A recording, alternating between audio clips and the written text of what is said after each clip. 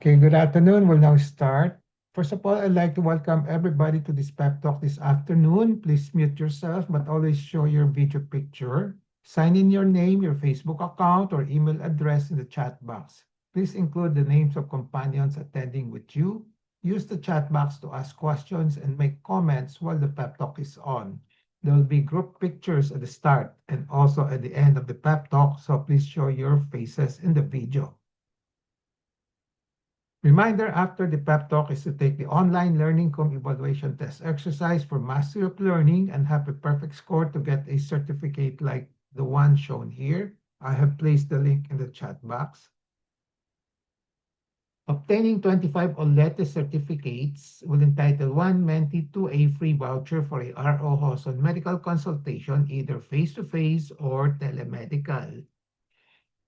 Another request, please type in your feedback to this pep talk. Please type it in the chat box during the open forum and before you adjourn. Thank you. Let's now have a group picture taking before we start the pep talk proper in 2 minutes. Please turn on your video now and show your beautiful faces.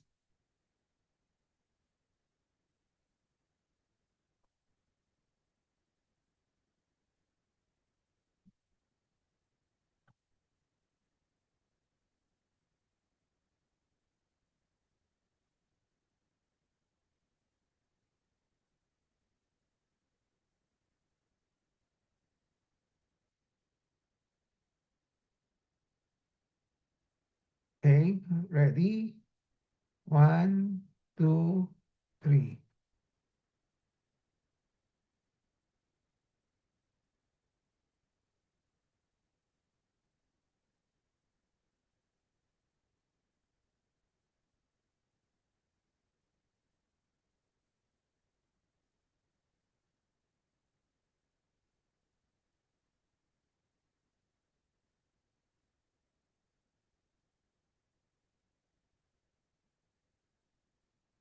I have a patient empowerment program in which I like to empower the lay people or patients to take control in the management of their health.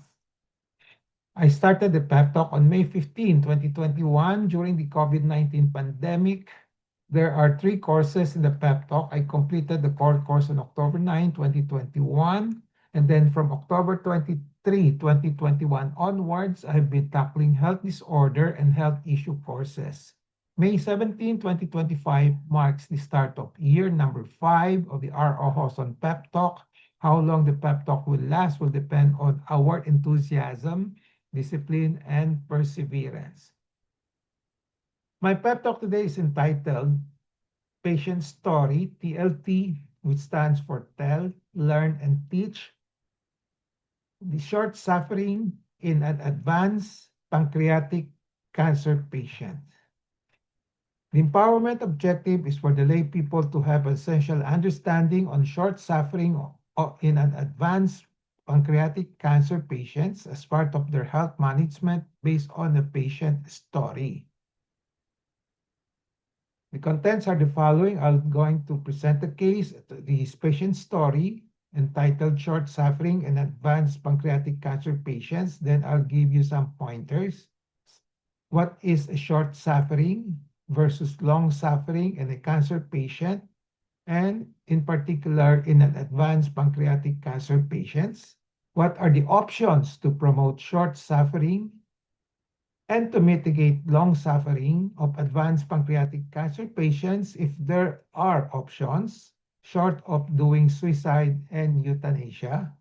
And then I'll give you some takeaways from the patient's story. A disclaimer is that the RO Hoson Pep Talk contains my thoughts, perceptions, opinions, recommendations, culled from personal experiences as well as from the writings of other professionals. Let's start with the patient's story. There was this 53-year-old Filipino female from Lipa, Batangas.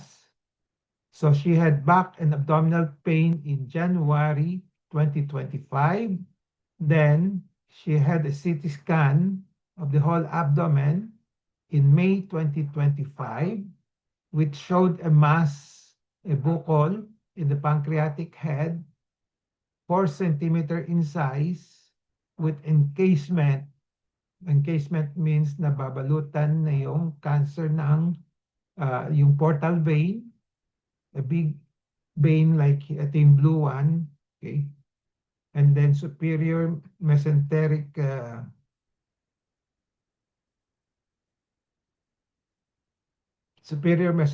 vein, and then common hepatic artery, yung red one. Okay? So because of the size and also particularly because of encasement, encroachment na dun sa mga big vessels like the portal vein, superior mesenteric vein, and common hepatic artery. So the case is deemed inoperable, unresectable by the surgeons. Hindi na kayang operahan. There was a plan in a government hospital, so she went to a government hospital. So there was a plan to do an endoscopic ultrasound, biopsy, endoscopic retrograde pancreatico cholangiography, and stenting of the common bile duct. While waiting for the schedule, the patient suffered severe abdominal pain and was confined at home starting July 24, 2025. She had a telemedical consultation with me on July 24 when she had that severe abdominal pain, and I advised her on hospice care, which means no more active patient treatment because of the extent of the disease, just pain control. Ko-control na lang yung mga sakit niya. So I gave morphine tablets on July 25, 2025. And then, so there was a resultant dramatic relief of the pain with morphine. Okay. However, on July 28, 2025, so 3 days after she received the morphine, she died at home. At home. So on July 28, 2025, a relative sent me this message. Magandang umaga, Doc. Nakakalungkot, Doc. Pero mas maigin na din po kaysa nakikita namin siyang naghihirap.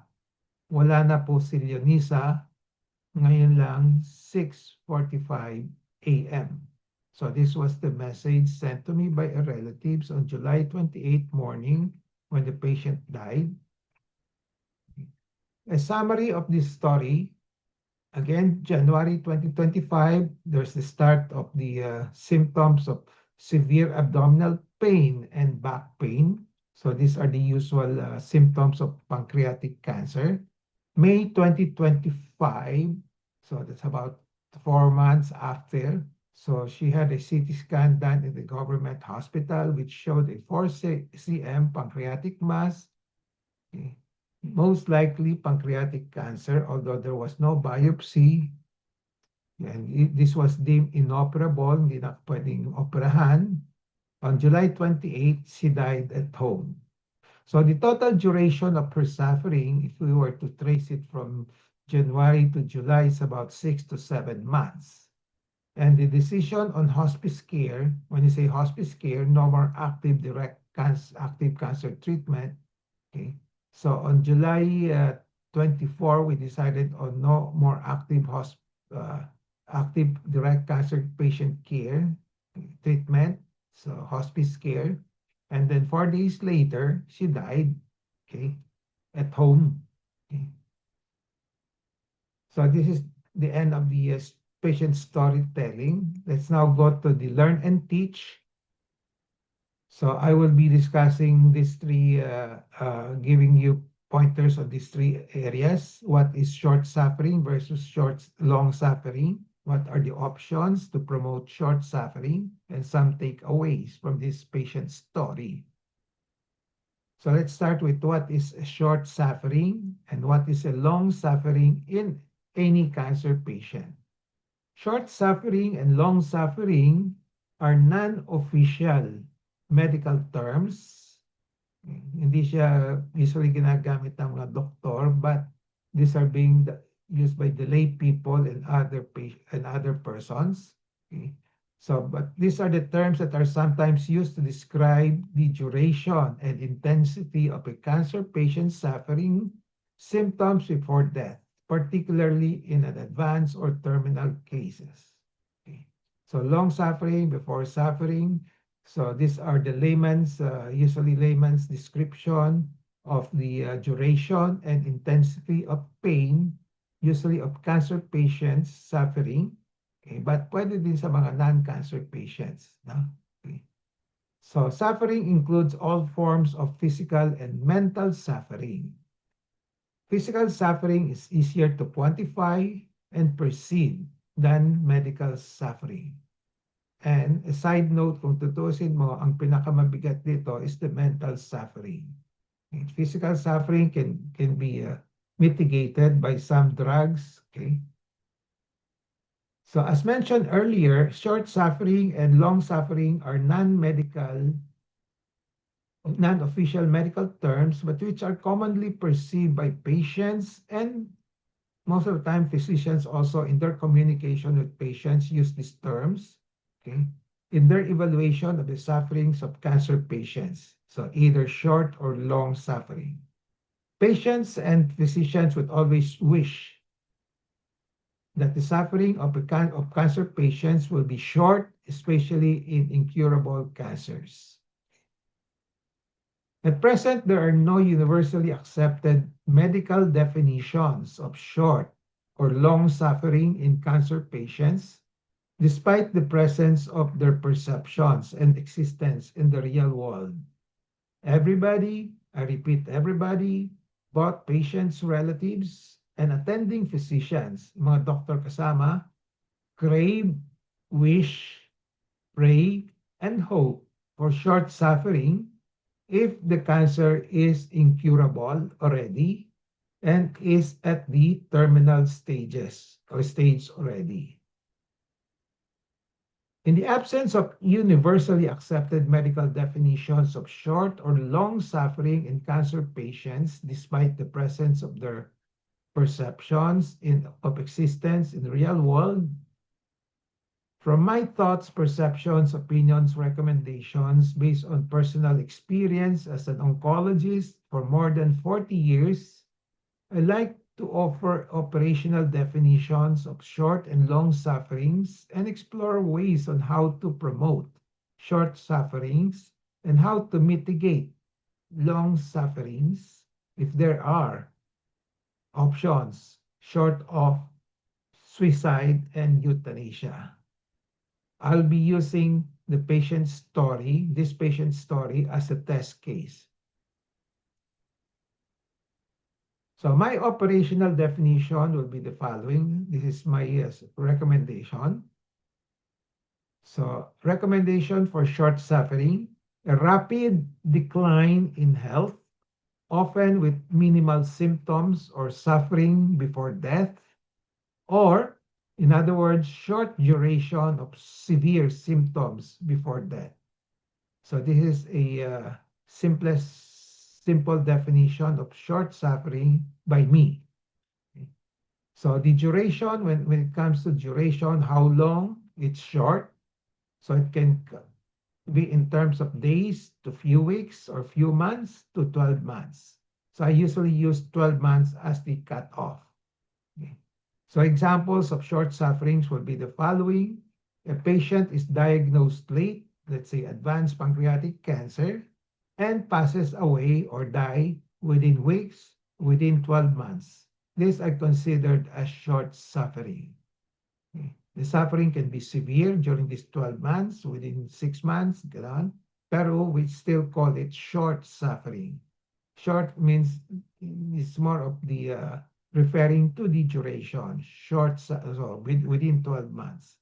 Another example, sudden complications like brain metastasis or massive bleeding, biglang dumugo ang bituka, no?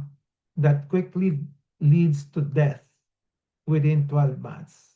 So it's still considered as short suffering.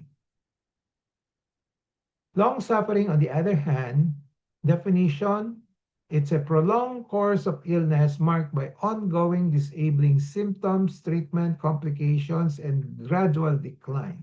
So prolonged siya, and in terms of duration, I usually peg it at 12, more than 12 months. Kung more than 12 months na siya, I usually consider that as long suffering.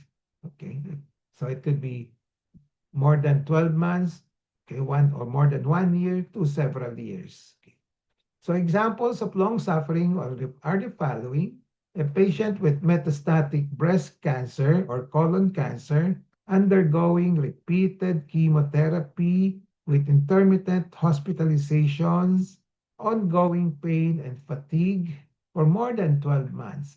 As I said, I use 12 months as the cutoff. For more than 12 months, I consider that as long suffering. Progressive weight loss, immobility, infections that gradually worsen over time for more than 12 months. Okay. So 12 months ang ginagamit mong cutoff. If less 12 months or less, short suffering. More than 12 months, long suffering. So in long suffering and versus short suffering in cancer patient, what is it? So ganun din. So when you say long suffering in cancer patient, it's in a cancer patient who patiently puts up or endures hardship, pain, distress, discomfort, inconvenience, etc. for a long period of time, more than the usual expected duration. So we really have to get data from the data from the track records. So, but to simplify things, as I said, I use 12 months na lang para mas madali. No? So usually the concept is applicable to those with advanced cancers with poor prognosis despite treatment and whose lifespan is estimated to be less than within 12 months. So what is a short suffering or versus long suffering in an advanced pancreatic cancer patients? Now we focus on the patients with pancreatic cancer. So as I said, the concepts, operational definitions, and my thoughts, perceptions mentioned above on any type of cancer patients are applicable to patients with advanced pancreatic cancer. Pareho lang. The prognosis, let's now focus on pancreatic cancer. The prognosis of pancreatic cancer depends on several factors. So this includes the stage, kung stage 3, 2, or 4, a diagnosis, patient's overall health, kung medyo weak or strong, okay, and treatment options. So unfortunately, pancreatic cancer is often diagnosed late because usually mga symptoms hindi very non-specific siya, hindi siya nagpipinpoint sa pancreatic per se, okay? So kaya usually the diagnosis late, then with the diagnosis being late, it generally lead to poor prognosis overall. Okay. The concept of long suffering and short suffering is applicable to those with advanced inoperable pancreatic cancers with poor prognosis despite treatment. The average 5-year survival for stage 3 pancreatic cancer, when say stage 3, it's locally advanced, is between 3 to 10%. So 3 to 10% of patients with stage 3 pancreatic cancer survive 5 years. Okay. While those for stage 4, yung ito yung most advanced, so less than 3% lang ang 5-year survival. Now, in terms of median survival time for stage 3 is 9 to 12 months. Kung gaano katagal siya mabubuhay, yung stage 3 pancreatic cancer, on the average is 9 to 12 months lang. Now, for stage 4 without treatment, usually 3 to 6 months, mas maikli. No? Invariably, there will be physical and mental suffering before death. So we all know that no, sa mga pancreatic cancer. But based on the median survival time, if a patient die after 12 months and have been suffering then long suffering is said to be present. If they die within 12 months with kahit na may suffering, then short suffering is said to be present. So based on my operational definition. Again, long suffering means a cancer patient who patiently puts up, pinagtitiis niya, endures hardship, pain, distress, discomfort, inconveniences, etc. for a long period of time, more than the usual expected duration. Okay. Usually more than 12 months. So what are the options to mitigate long suffering, to lessen it? Okay. If there are options short of suicide and euthanasia. And put it in another way, what are the options to promote short suffering, okay, of advanced pancreatic cancer if there are options short of suicide and euthanasia?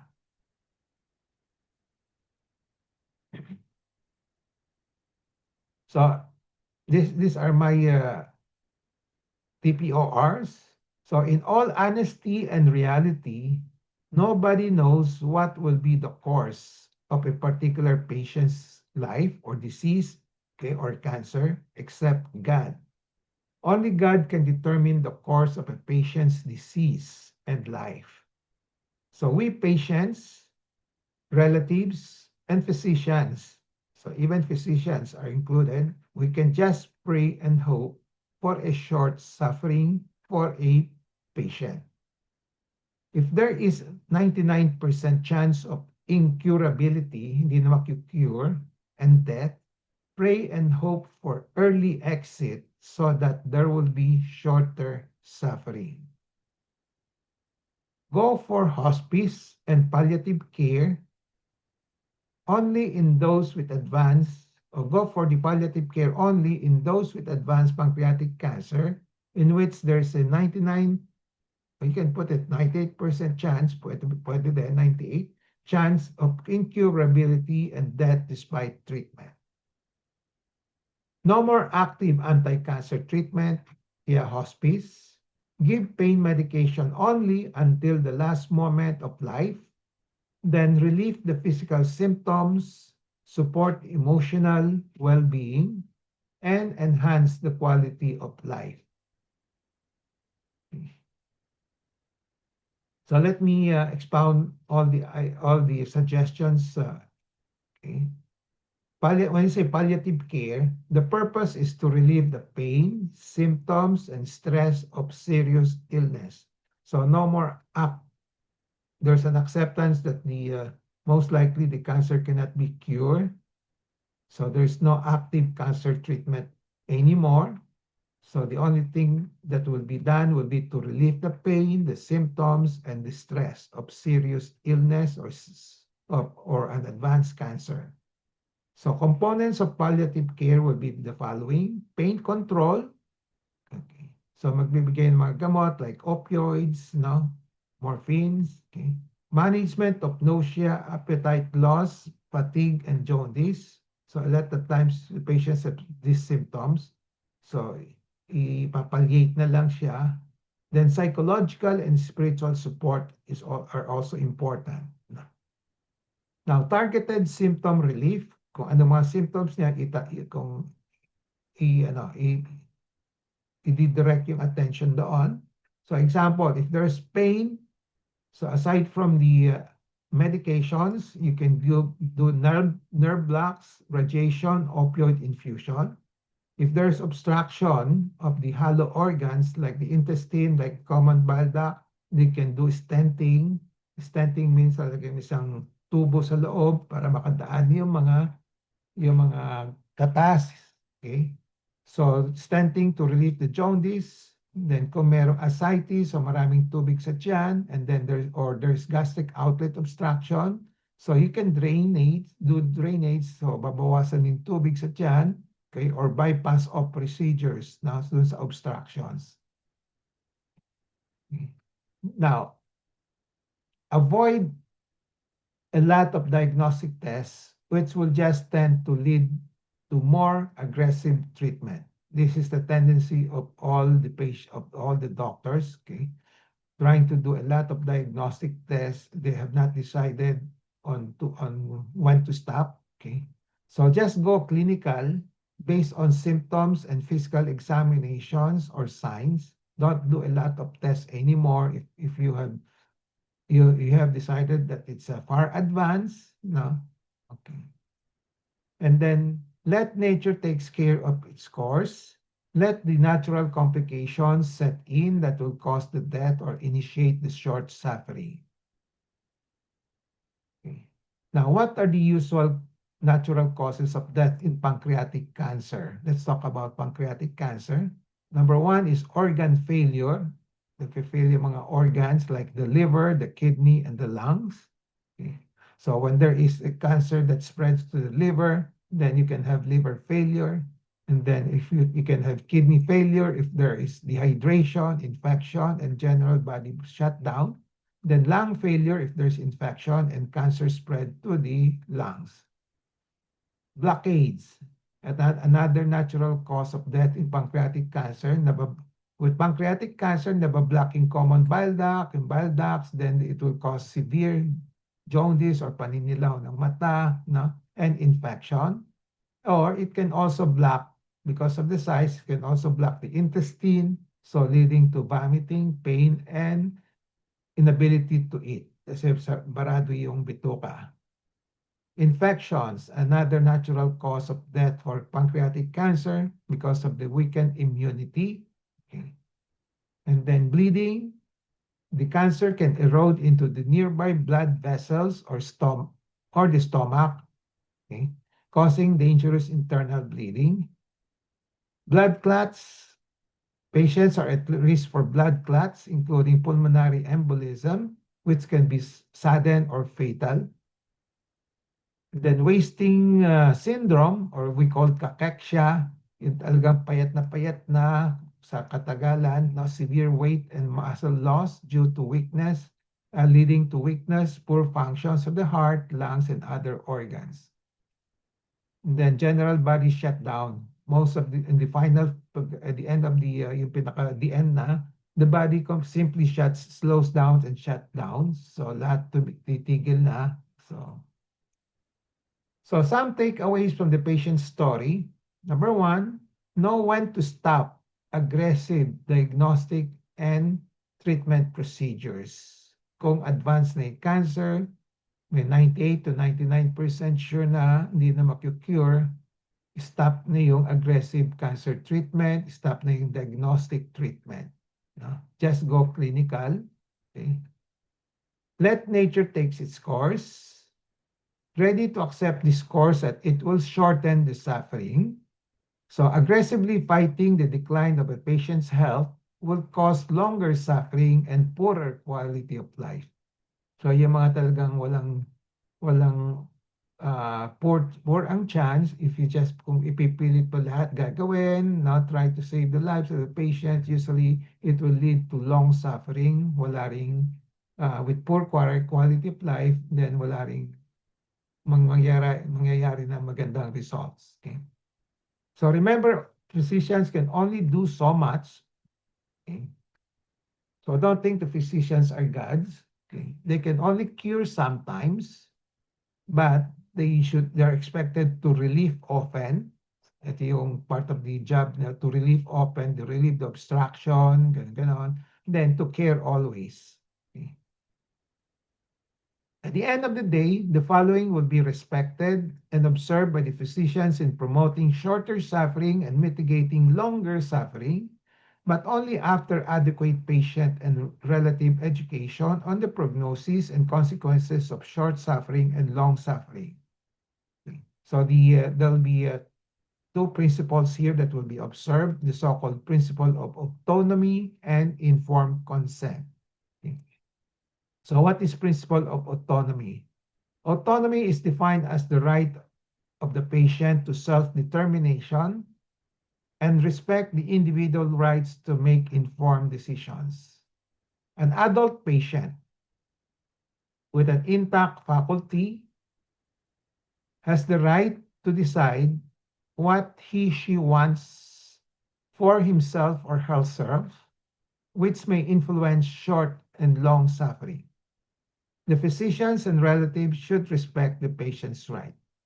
So meron siyang autonomy in terms that wala lang euthanasia, walang suicide, but they can decide, I don't like to be intubated, I don't like to be intubated, I don't like to put may mga mga tubo sa tiyan, no?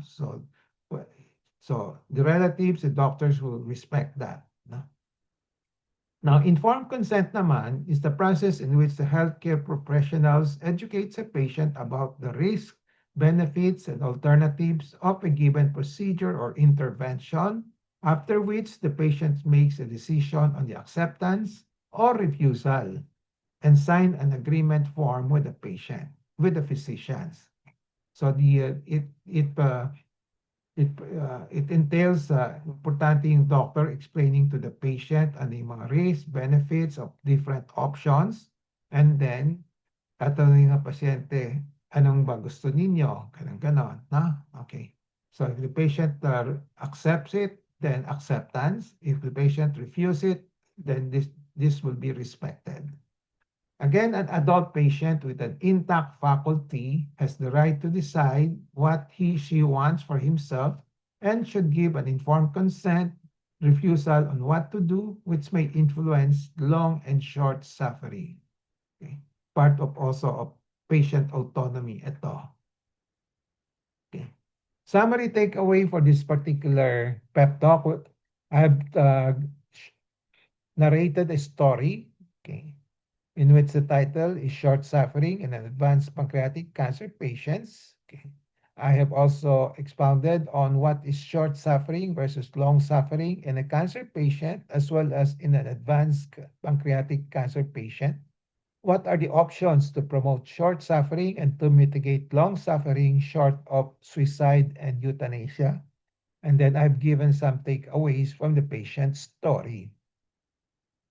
So again, let me repeat these options. Okay. In all honesty and reality, nobody knows what will be the course except God. Okay? Ang magiging short or long suffering ang dadaanan ng isang pasyente, nobody knows. Okay? Only God can determine the course of a patient's disease and life. So patients, relatives, and physicians can just pray and hope for a short suffering. If there is 99% chance of incurability and death, just pray and hope for early exit. So to be practical about it, just pray and hope for early exit so there'll be shorter suffering. Go for hospice and palliative care only in those with advanced pancreatic cancer in which there is a 99% chance of incurability and death despite treatment. No more active anti-cancer treatment like chemotherapy, like radiotherapy, etc. Just give pain medications up to the last moment and then relieve the physical symptoms, whatever they are, support emotional well-being, and enhance the quality of life. So with that, okay, takeaway in relation to patient empowerment, be always in touch with reliable medical information on sufferings of patients with advanced pancreatic cancer or any type of cancer. Knowledge is power. It gives power. Use the 4Ks of patient empowerment, kaalaman, kakayanan, karapatan, kapangyarihan to gain greater control over decisions and make better decisions on the management of sufferings in an advanced pancreatic cancer patients as part of your health management. So with that, I end my pep talk today. I hope I have empowered you to have an essential understanding on short suffering in an advanced pancreatic cancer patients as part of your health management based on a patient story. Before we go to the question and answer portion, reminder, after the pep talk, please take the online LearningCom evaluation test exercise for mastery of learning and have a perfect score to get a certificate like this. I have placed the link in the chat box. Then reminder, obtaining 25 OLETE certificates will entitle one mentee to a voucher for a RO hospital medical consultation, either face-to-face or telemedical. And then type in your feedback in the chat box during the open forum before we adjourn. Another request, coming from me. Let's now have a group picture taking before we start the question and answer and interactions. Please turn on your video now and show your faces.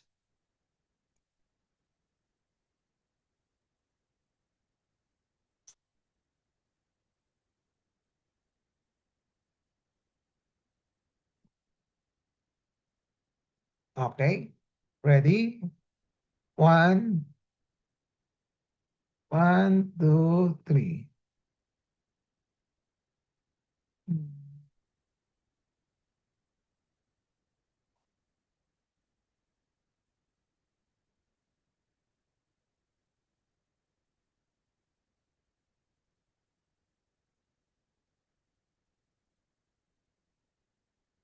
Okay. So we still have 20 minutes to go before 3. So any questions? Any comments? Any sharing of experiences?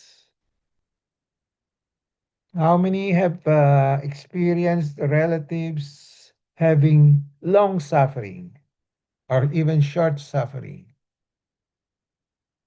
Please share your experiences.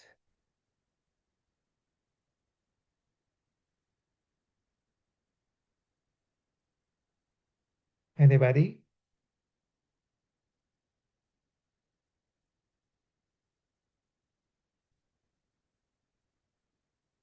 Hello po, Doc. Good afternoon. Good afternoon. Diana, okay. Yung, yung mother ko po kasi, Doc, namatay nga talaga siya sa pancreatic cancer din. Ah, okay, So, tamang-tama, no? Tamang-tama yung lecture ko ngayon, pancreatic cancer. Okay, okay. yes, kaya talagang sinubukan ko mag-attend kasi para malaman ko yung kabuuan. Kasi by that time is wala talaga kaming idea like mga metastasis na yan or ano na yung nangyari sa kanya kasi nasa province pa sila. So, poor ang ano doon, hospitals, the doctors, ganyan-ganyan. So, parang hindi namin nakita yung paano siya suffer ba. Pero, parang nasa short suffering lang siya kasi parang na-detect siya is late na din. So, parang 1 year na lang siya. Actually, nag-plan sila na i-opera pero hindi na daw kaya. Kasi parang may nagbara na dun sa bile duct niya or even sa intestine niya. So, parang nag-green na itsura niya or nag-yellowish na siya. So, nag-decide na din ang doktor na parang hindi na siya magagamot. That Yeah, is why hindi na siya nakaranas ng unang-una hindi namin alam pala na tinago ng tatay namin sa amin na yung nanay namin is may cancer. Ang sabi niya okay. siguro dahil ayaw niya na masaktan kami. So parang ngayon ramdam ko siya na parang nakakapanghinayang. Sobrang nakakapanghinayang na ngayon lang tayo nagkita, Dok. Nanghihinayang ako na ngayon ko lang nalaman niya na sana siguro baka hindi nagganong kalala yung nanay namin. So parang it's too late. So ngayon ang dami kong alam tungkol sa ganyan pala na parang ngayon ko lang din nalaman na ay sayang ito pala yung sakit ng nanay ko. Sayang na namatay siya ng maaga at parang ang bilis lang. Sana Okay. noon pa na tayo. Okay. So then, wag ka na I mean, don't, no regrets, no regrets. Learn from it, no? Okay. So, it could be a blessing also, no? Na kumisan, pag na-diagnose na early, mahirap din mag-decide, di ba? Kung ano, kung operahan, o hindi operahan, no? Ngayon, kung medyo advanced na kuminsan, mas madali mag-decide. Mas madali kuminsan, no? Kasi kung advanced na, basta tatanggapin yung katotohanan. Kung Alam advanced ko sa advance, advanced, ah, alam ko advance na yon yung pancreatic niya. That is why hindi na rin siya naagapan. yeah. So sa akin, kung advanced na yung mga cancer, ano, kung maliit ang chance na for cure, no? Ako, I will be the first one to recommend na wala ng aggressive treatment, no? Okay. So, usually palliative na lang or even hospice care na lang, no? Pero, Actually, yun pero din ang ginawa nila. So, nag-decide sila, ang doktor nag-decide, kinausap yung father ko at mga sisters ko na yung nanay niyo hindi na siya magagamot. So, stop din nila yung gamutan. Okay. So, tinanggap naman ninyo. Of course, yes, Dok. Kasi parang makita mo na din siya nagsasuffer na siya eh. So, Ah, umuwi kami ng Bacolod para sa 1 week pa na nagkasama kami. Parang ganun. Doon lang din namin nalaman na sobrang ano na pala, malala na. So, kinausap namin yung mother, yung father na ganito. So, parang tinanggap niya, parang maawa ka na kasi eh, na ano na eh. Pero siya, laban sana siya. Kaya yung body na Dok, bagsak na. okay. Okay. Ano yung mga moral lessons dito? Spiritual lessons.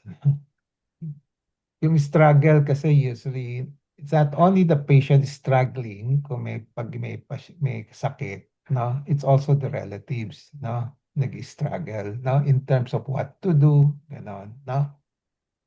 Sa isang pasyente, importante, malaman niya kung ano ang chances niya na mag, makarecover pa, no? Okay, so they have to be told, no? Para maka-decide siya, no?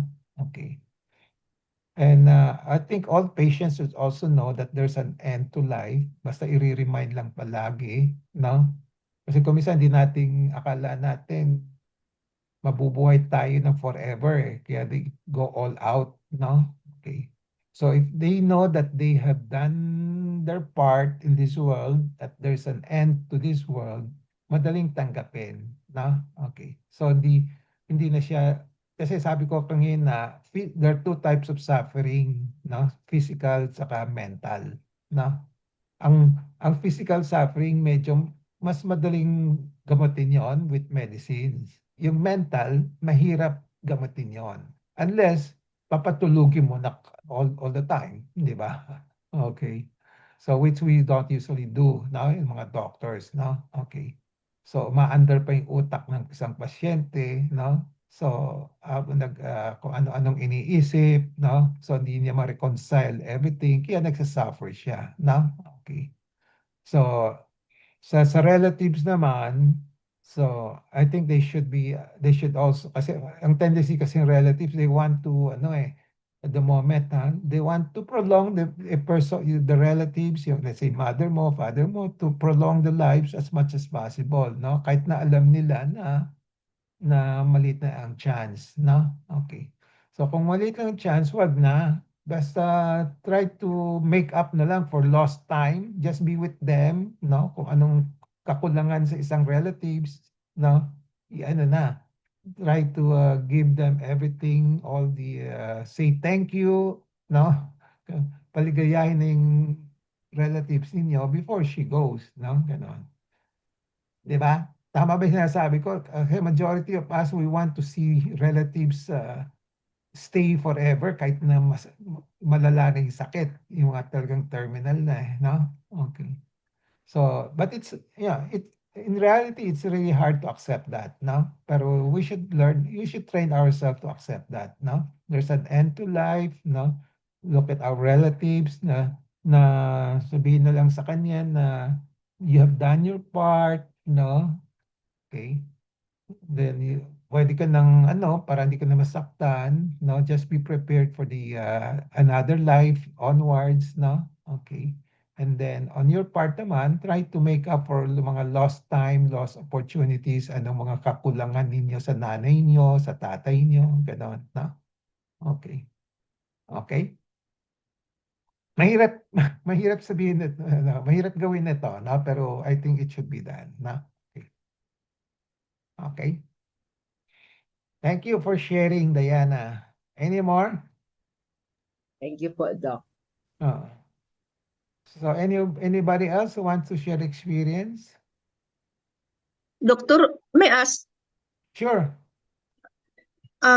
paano ba malalaman, doktor, na meron na pala tayong mga pancreatic cancer? Yung whole abdomen ultrasound lang po ba? Na ganon? Number one, yung diagnosis of pancreatic cancer, it can start with yung symptoms, kung anong symptoms ng pasyente, na? Okay. There are clues. May clues na yon, na? I will explain to you later on, ha? Then number 2 will be yung physical examination by the doctor, no? Okay, wala pang test ito, ha? Number 3, mga diagnostic tests, no? So diagnostic test will be ultrasound, no? Pwedeng CT scan, MRI, no? Ganon, no? So, maraming paraan, ha? So, ang unang based on symptoms, yung early stage ng pancreatic cancer, depende kasi kung nasaan yung bukol, kung na malapit yung sa tinatawag na head of the pancreas o kung sa tail. Kung sa tail, halos wala kang mararamdaman, no? Okay. Mm. Pag nasa head, kasi sa head, malapit ka dun sa may daanan ng katas ng atay, no? Katas ng atay pumupunta sa common bile duct, then going down to the intestine, no? Through the um, malapit dun sa may, yung common bile duct kasi dumadaan sa head of the pancreas no? Okay, doon. Malapit doon, no? So kung may bukol doon at may pancreatic cancer na present as a bukol at ibabara niyo yung common bile duct, no? Maninilaw na yung pasyente, no? Okay. So Mm. pag nanilaw yung pasyente, we start thinking na kung baka may pancreatic cancer. Okay. So anyway, yung mga pag may yung doktor naman, pag may nakapang bukol, talagang let's say, pag malaking-malaki, let's say 5 or 6 centimeter, kung minsan meron ganon, no? 5 or 6 centimeters dun sa may upper abdomen or sometimes dun sa a little to the right side of the midline, sa gitna, no? Tapos naninilaw yung pasyente, no? So So, pancreatic cancer na we yun. start thinking of pancreatic cancer already, no? Oh. O kaya yung sakit niya, masakit kasi yung mga pancreas. Kasi yung pancreas nasa likod no? Bandang likod. So pag lumaki yan, parang i-infiltrate niya yung mga ugat sa likod, kaya masakit ang likod, no? Okay. Okay. So those are clues, but there might be it may not be very very specific, no? Okay.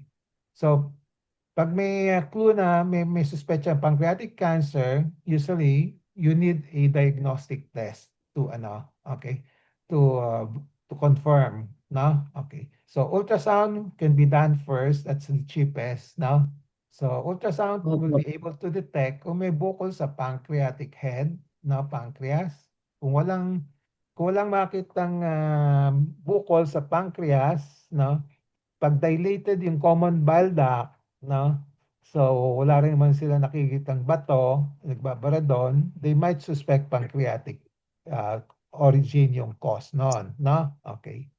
So, indirect evidences yon. Pero pag may nakitang bukol sa pancreas on ultrasound, more or less, depende. Kasi usually, majority of head of the pancreas masses are cancer. Majority. May exception. Kung minsan TB, no? Pwede rin, no? Okay. Kung minsan, yung mga abscesses, no? Yung mga ganon. Kung minsan, mga bato, no? Okay. So, after the ultrasound, if you want to be more definite, pwedeng, magpa-CT scan or MRI, no? Opo. Ganon. So, yon. So,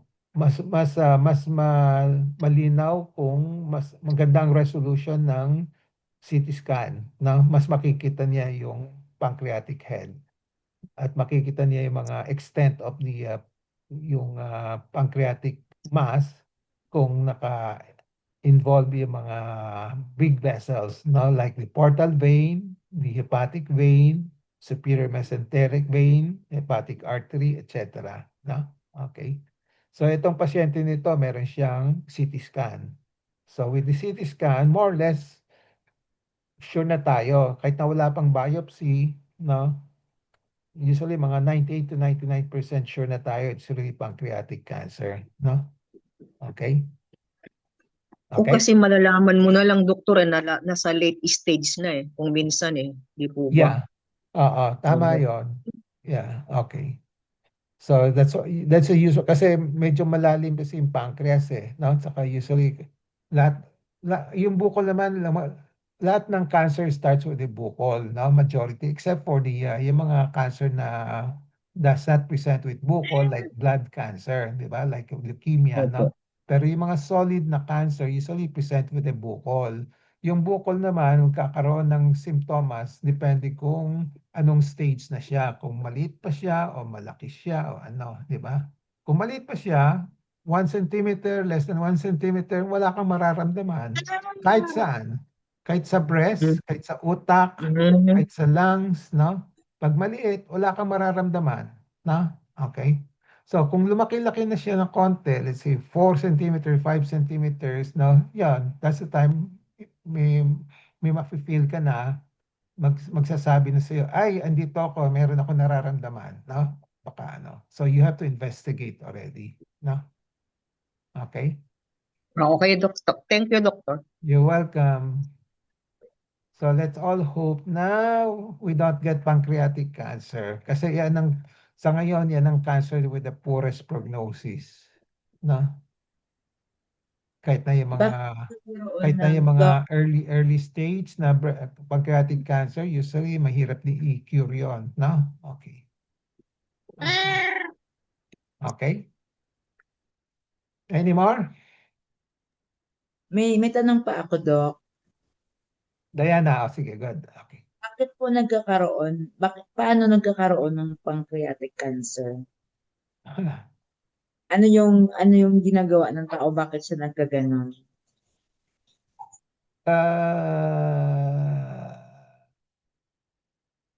I'm trying to think kung merong specific na may pinaka more common cause. Pero in general, we don't know the exact cause of all types of cancer, no?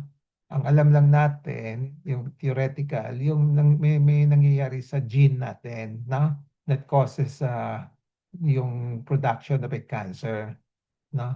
What specifically that will trigger yung gene aberration, yung may tama sa gene, we still don't know, no? Bakit yung may gene aberration, yung gene para sa breast cancer, yan ang tinamaan, kaya nagkaroon ng breast cancer. Bakit yan? Bakit hindi yung isa, di ba? So yung gene natin, iba-iba, no? May gene for pancreas, may gene for urinary bladder, no?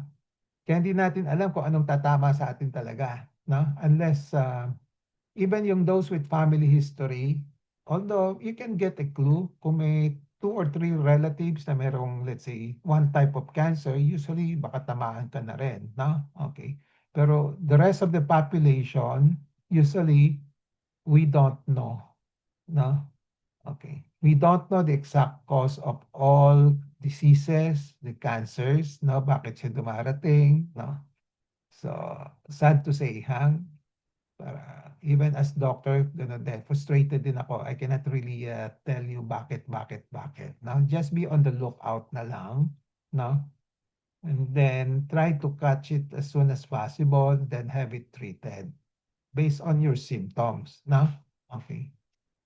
Okay? Yes po. Hindi natin alam, Diana. Yung sa'yo, sa breast, hindi rin natin alam kung bakit ka tinamaan. Diba? Yung sa akin ng sana po, Doc, yung alam mo yung maiwasan na magkaroon ka ng sakit. Like, kunwari, bawal kang kumain ng ganitong marami kasi magkaroon ka ng pancreatic cancer. Ganyan Wala. kagaya sa seeds, di ba? Na Oo.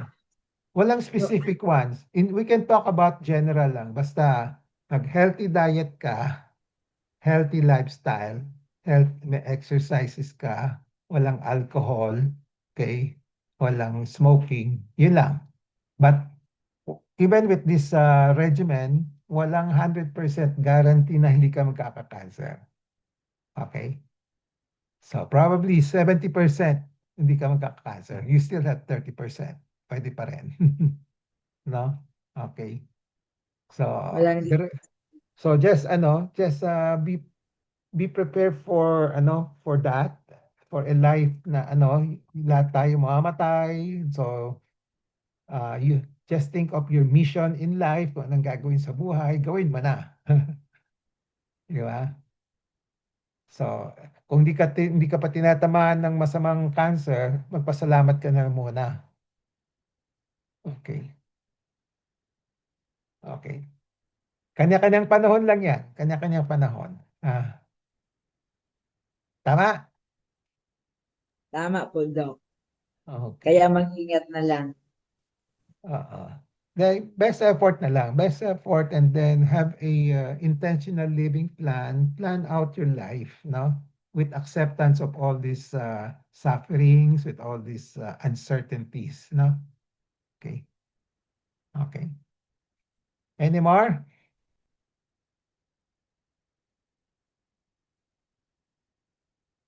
So pag mayroong mga pasyente na may malubha ng sakit, no? A lot of times you just wish wag na lang siya mag long suffering, no? Okay.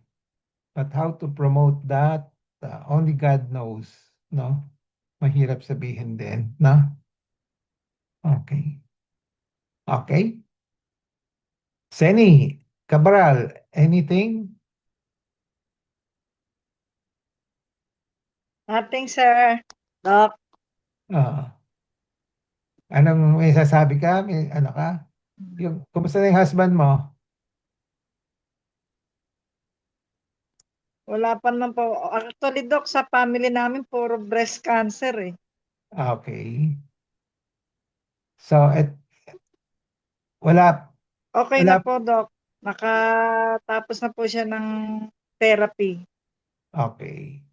So, even ano yan, sa stroke, di ba? Stroke, we don't know kung kailan sinong tatamaan, di ba?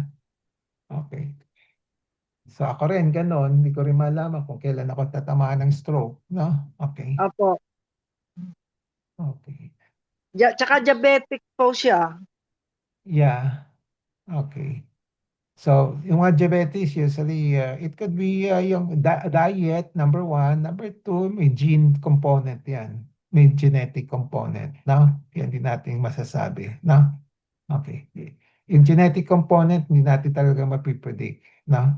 Okay. So, anything else that you want to share? Wala na. It's already 3 o'clock. We call it a day? Wala na? Last call? Okay. Thank you po, Doc. Sige. Bye-bye. Have a nice day. Thank you po, Nice Doc. Have a weekend. nice weekend po. Okay. Maraming Kayo salamat rin. po, Thank you Doc. po, Doc. Ingat Thank you po so kayo, Bye. Doc. much.